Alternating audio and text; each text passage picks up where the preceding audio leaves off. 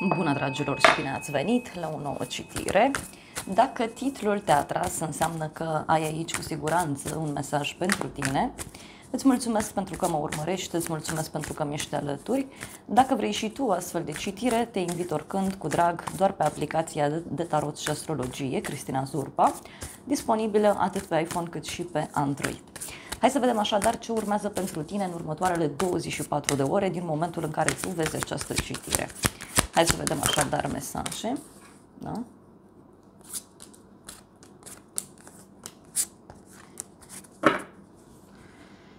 Cinci de bâte, 5 de cupe. Ei, cineva aici care are niște regrete, da? Poate să fie și faptul că ceva se dărâmă, da? Ceva începe să funcționeze diferit. Poate pentru unii să fie vorba și despre o perioadă în care lucrurile merg într-o cu totul și cu totul altă direcție. Uite, pot fi niște probleme legate de muncă, pot fi niște probleme legate de o organizare anume, dar este clar aici, uite, cu cinciul de bâte mie mi-apare ca un fel de luptă, fie la locul de muncă, fie cu partenerul, fie în general, în plan personal, dar cinciul ăsta de bâte totuși mi-arată și foarte multă agitație. Bun, hai să vedem. Pentru tine, în plan personal, avem doiul de bâte. Aici eu văd o așteptare foarte mare în dragoste. E ca și cum ar fi un blocaj de mult timp. E ca și cum a început ceva, dar s-a blocat. Pe de altă parte, văd aici niște planuri pe termen lung pe care ți le faci. Planuri care țin fie de o relație, fie planuri care țin de o prietenie. Pentru unii poate să fie și un proiect de suflet. Da? În continuare avem asul de monede în plan personal și aici este clar vorba despre o realizare, despre o bucurie, despre un nou început.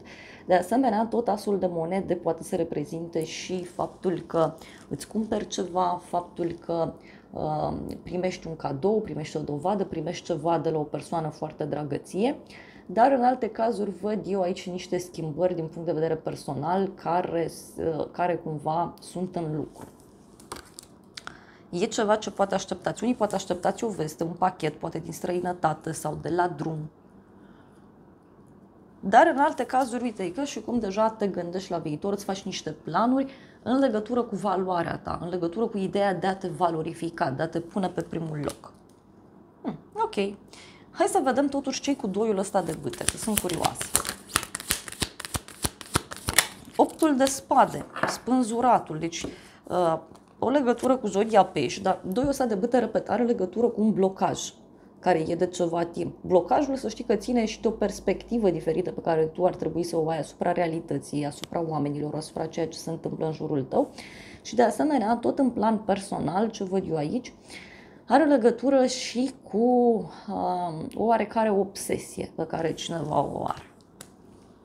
Dar pentru alții poate să fie și cineva care te blochează. Uite, poate e un rege de cupe care te blochează, e un personaj așa mai sensibil din fire, e un personaj care se lasă foarte ușor influențat. Apoi avem asul de bâte. Cavalerul de monede, asul de bâte, da, din punct de vedere personal. Uite, aici e un entuziasm mai mare, e o bucurie mai mare pe care o ai. Fie în urma unui drum pe care îl faci în interes financiar, fie în urma faptului că cineva devine serios, cineva începe să se miște, cineva începe să ofere. Poate pentru alții dintre voi să discutăm aici și despre o persoană mai complicată. Și avem așa, justiția și soarele, o legătură cu zodia leu, zodia balanță. Din punct de vedere personal, da, văd aici clar o realizare, o veste bună care îți umple sufletul cu bucurie. Fie are legătură cu aprobare, fie are legătură cu un șef, poate are legătură cu o persoană suspusă sau are legătură cu o persoană foarte energică. Uite, e ceva ce tu ai așteptat de mult timp. Este clar o veste bună. Unii posibil să cunoașteți pe cineva nou. Poate nu neapărat pe dragoste, poate să fie un prieten nou pe care vi-l faceți sau poate chiar întâlnirea cu această persoană să vă aducă bucurie, să vă aducă o altă perspectivă. Ia să vedem noi ce spune acest tarot. Ce urmează aici? E clar că urmează o deblocare. Da? După o așteptare mare, lucrurile se deblochează.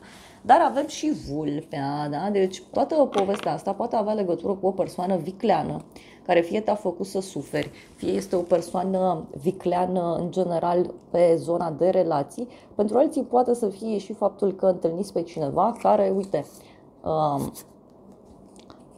are poate niște probleme în cuplu. Mai vreau un mesaj.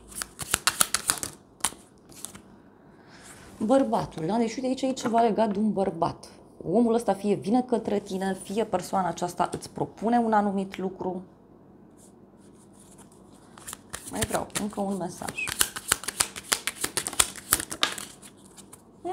Și avem așa. Stelele și bolul. E ceva ce tu ai intuit sau e ceva ce ți s-a spus sau e ceva ce ai prevăzut și poate, știu eu, și un comportament ciudat pe care îl observi la cineva în următoarea perioadă. Perioadă, nu știu, am zis că 24 de ore. Poate e ceva ce se întâmplă într-un moment înalt din punct de vedere energetic.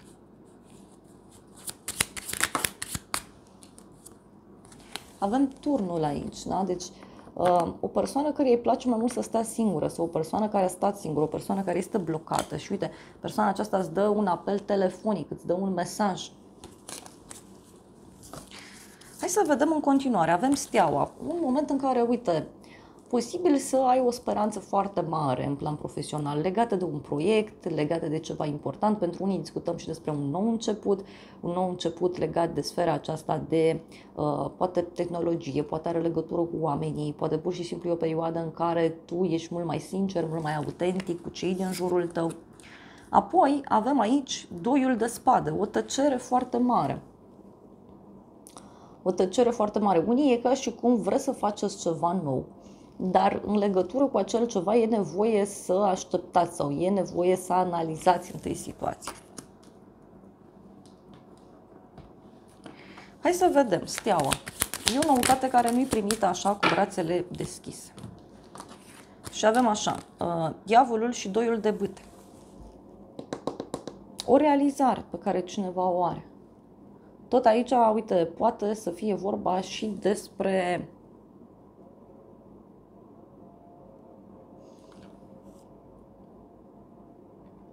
blocajul acesta din punct de vedere personal, care simt eu că te impactează pe partea de profesie. Poate să fie și un blocaj poate legat de sfera financiară sau de ideea de putere. Uite, doiul ăsta de spade a venit clarificat cu 9 de cupe, deci aici e ca și cum nu spui nimic, te simți împlinit, parcă abia aștept să se deblocheze, abia aștept să te eliberezi de ceva anume. Îndrăgostiții, o legătură cu zodia Gemeni, aici avem, deci o hotărâre importantă între minte și inimă, din ce văd eu. De asemenea, poate aici să fie vorba și despre un ajutor pe care îl primești în secret. Uite, avem un rege de spade, o legătură cu o zodie de aer, Gemeni, balanță, vărsător. Din punct de vedere profesional, un bărbat, fie cu uniformă, fie este un bărbat mai rațional din fire, mai rece, care te poate ajuta, care îți poate face și o surpriză plăcută, dar aici e ca și cum tu nu știi ce să spui, da? Sau rămâi fără cuvinte.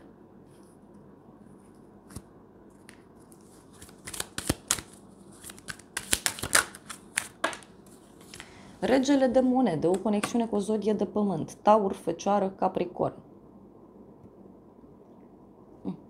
Aici, bineînțeles, poate să fie vorba și despre, nu știu, două instituții sau poate discutăm despre două persoane, oameni care, știu eu, îți pot sări în ajutor.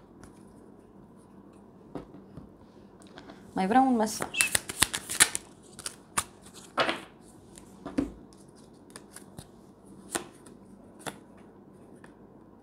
Avem mătura, cavalerul și spada. Uite, parcă e cineva care vrea să facă curățenie sau poate e un moment în care tu trebuie să faci curățenie. Unii parcă așteptați o veste aici importantă, fie legată de o persoană suspusă, fie ca și cum așteptați o veste importantă de la drum, de la cineva și vestea asta vine. Uite, avem bufnița, da? Deci e și cu multă înțelepciune toată povestea asta.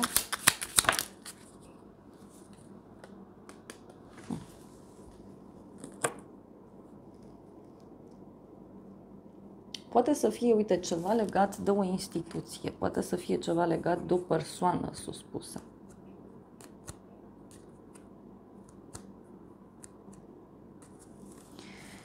Hai să vedem surpriza.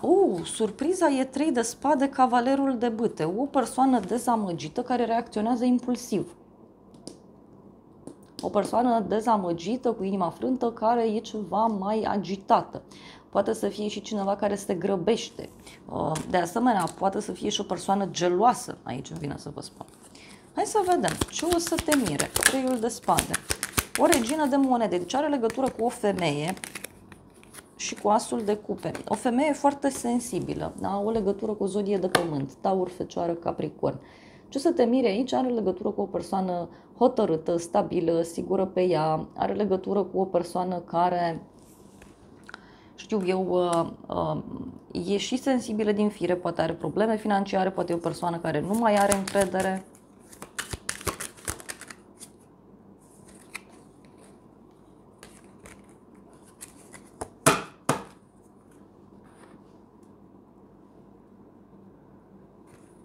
Optul de monede, 4 de cupe.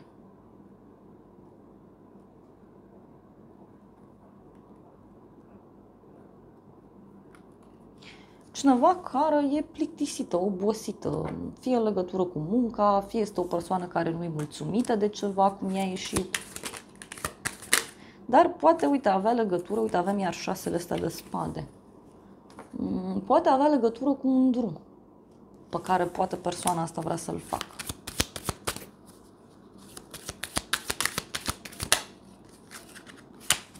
Patru de spade. Poate are legătură și cu ideea de odihnă, de relaxare. Cavalerul de spade. Aici, surpriza, repet, are legătură cu o persoană care reacționează dur.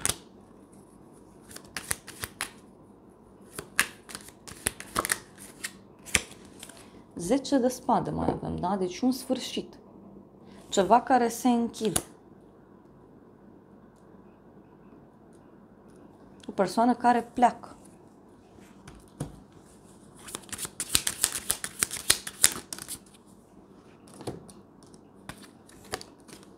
Și avem bufnița și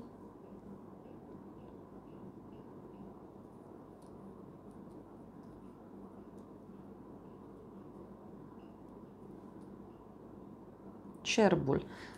Are legătură, uite, și cu o persoană foarte înțeleaptă, da? Sau o persoană mai tânără. Poate să fie și o persoană care are anumite așteptări. Și avem inelul și banii. Ei, poate e cineva care are probleme financiare.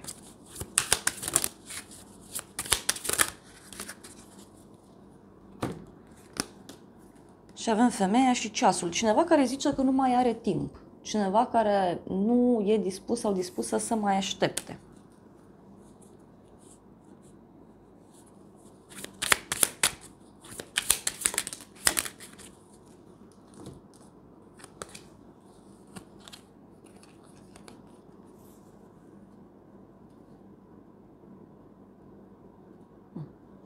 Și aici, uite, avem cineva care decide să iasă, cineva care decide să plece. Poate avea legătură de asemenea și cu o oportunitate care vine, deși, repet, văd aici o persoană care are niște probleme.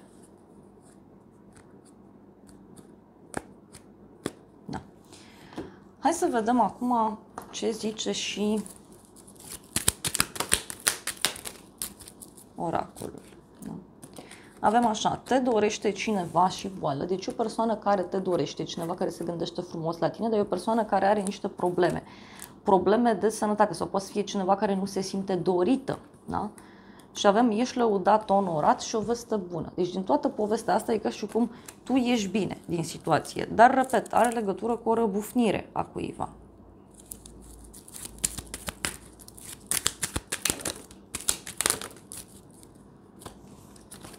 O zi plăcută, o veste despre un final și un bărbat în vârstă. Poate pentru unii are legătură și cu un sfârșit care are loc aici. E un sfârșit care, bineînțeles, poate să țină și de o relație. Unii, nu știu, poate aveți o prietenă, aveți pe cineva în jur care are probleme într-o relație.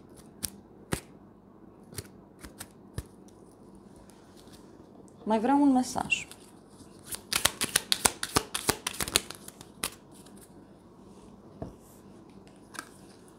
Avem barca, a primi ceea ce ai nevoie, a progresa, dar ce văd eu, e o situație care se repetă. Da? Sau e o persoană care nu prea suportă această repetiție, e o persoană care nu suportă să, știu eu, să trăiască iarăși un anumit lucru. Și apoi avem schimbări bruște, vești șocante, surpriză, transformare.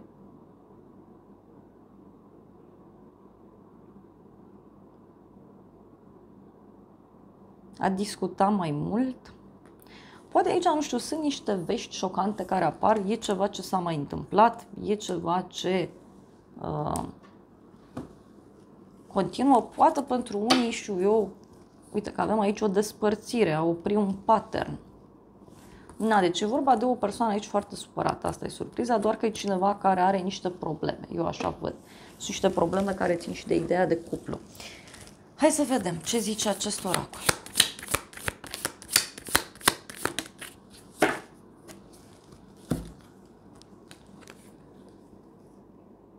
Avem așa, cineva pleacă din viața ta, cineva iese din viața ta. Și mai avem cineva care se simte frustrat. Ok.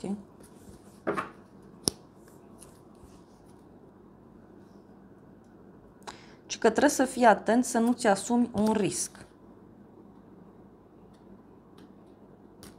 Și ți se spune de asemenea să nu-ți lași standardele jos.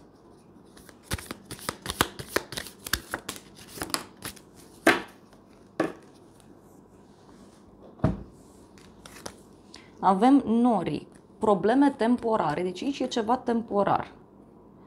Avem abilități psihice, ai încredere în intuiția ta, deci aici sunt niște probleme temporare și aici ți se recomandă clar să ai, să te concentrezi mult pe intuiția ta, să-ți asculți intuiția.